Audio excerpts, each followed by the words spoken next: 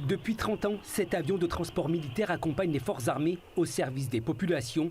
Ravitaillement des îles isolées, mission de secours ou encore soutien logistique. Le CASA est bien plus qu'un simple appareil, c'est une bouée de secours avec son rayon d'action de 5000 km. Dans un territoire éclaté grand comme l'Europe, son passage dans les îles éloignées est souvent attendu pour des évacuations sanitaires. 34 en 2025.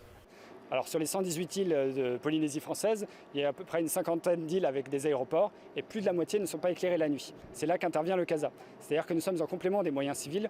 Vous avez l'entreprise Air Archipel qui effectue des évacuations sanitaires, mais ils ne sont pas capables de se poser la nuit sur des pistes non éclairées. Donc dès lors, le CASA et le Dauphin de la Marine nationale interviennent, voilà, en complémentarité.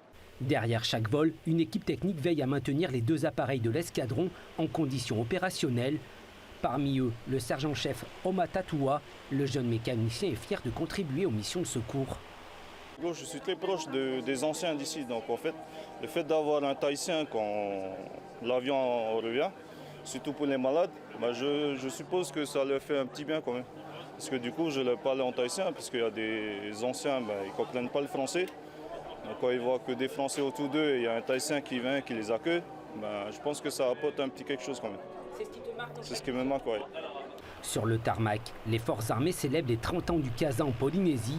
Le public assiste à un saut de parachutistes et d'autres manœuvres aériennes. L'appareil peut transporter 6 tonnes de fret et même ses quads pour porter rapidement assistance à des blessés.